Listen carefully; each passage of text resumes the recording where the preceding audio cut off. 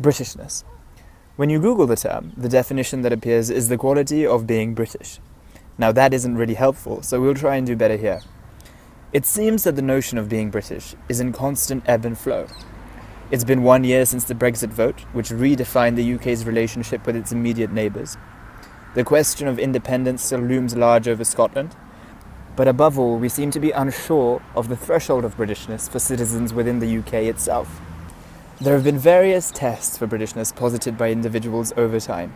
Most notably, there was the ancient Conservative politician Norman Tebbit, who suggested a cricket test based on who individuals supported, whether it was their country of origin or England. More recently, politicians have suggested a citizenship test that involves quite difficult questions. For example, who built the Tower of London, or was the ATM a British invention or not? These questions don't seem terribly intuitive or representative of Britishness to my mind. Are we really meant to trap the idea of Britishness within the confines of obscure facts about the English monarchy and its history? Perhaps we should focus on who we describe as British. So let's narrow it in on a hypothetical individual named Tony, who resides in the home counties.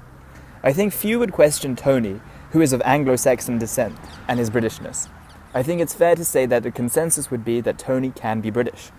Now, let us take the question to Alex, a Polish first-generation migrant who has just received a British passport. To me, he's passed the threshold as set by the state, so Alex, for all intents and purposes, is British. However, I don't think there would be universal agreement on this idea, and to many, Alex would remain an immigrant. Now, the third example is centered around myself. I was born in the UK, went through the British education system. However, second-generation South Asian or Caribbean migrants tend to be described as just that, second-generation migrants, rather than Brits themselves. So we have a situation where the threshold of Britishness is unclear, and definitely not universally agreed upon. Now, critics of my given example will suggest that there are many notable African or Asian Britons. What about Mo Farah or Sadiq Khan? To that I would have two responses. The first would be that the threshold for Britishness seems astronomically high. Does one need to be a multiple Olympic gold winner or the Mayor of London to be considered British if they are from an ethnic minority? And secondly, there are very many underminers of their Britishness. For example, the Daily Mail famously described Mo Farah as a plastic Brit. And of course, Zach Goldsmith, Sadiq Khan's opponent in the mayoral race, put in an enormous amount of effort into othering Sadiq Khan and trying to bring to the fore a lot of xenophobic sentiments that he thought he could tap into. Now, there may be a historical dimension to this. After the decolonization of a large part of the empire, all subjects were British, whether you were from the West Indies, South Africa, India, Australia, or any other region under the British Empire. And therefore, you were entitled to free movement, so you could come to the UK, the motherland as it was called in legal terminology, and that would be fine. That changed in 1962 under the Immigration and Commonwealth Act.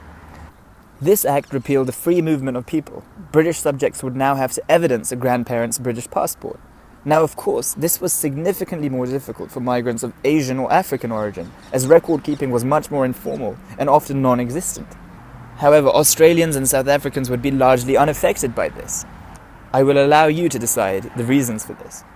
However, back to the original question. If a passport is not enough, if an abode is not enough, if education is not enough, then what exactly is it that makes us British? Here we have come to a stumbling block that is an ideological impediment for almost every form of nationalism as an ideology.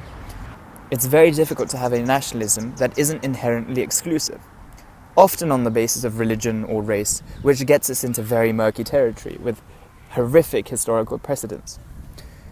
I propose that this notion of cementing Britishness is preposterous. Being British, just like being any other nationality, is a very fluid idea, and it means different things to many different people. Of course, to live in the UK, everyone would ideally espouse wholly tolerant and open-minded views. However, that should be said about every country. I think this fluidity of definition is something that we should embrace. Diversity lies at the key of Britain's future success, and all attempts to erode the free flow of ideas and creation between different groups of people, regardless of nationality, will only be damaging to the prospects of this country. There are 65 million inhabitants of the country. Each will have a different conception of Britishness, but their humanity will be the same. That is what we should focus on. The attempt by politicians to gain cheap currency by defining Britishness is offensive. And there are many people who by all accounts subscribe to all the morality that the same politicians stipulate in their notion of Britishness, but would be excluded because of cheap rhetoric. Britain is now progressing in the 21st century. Any attempts to pull back the drawbridge are futile. Diversity is here to stay, and we should embrace it because it's for our country's benefit. In fact, a lot of the progress that we've made in science, education, and technology has come about due to our exchange of ideas, and therefore we should not be closed-minded in treating Britishness as a set concept. So I argue that the idea of Britishness is inherently fluid, and it changes from generation to generation as it does from person to person. And any citizenship test or cricket test diminishes the idea of what it is to be British, which is of course an ever-changing idea. And at the heart of that ever-changing idea, the only consistent strand should be that of embracing diversity.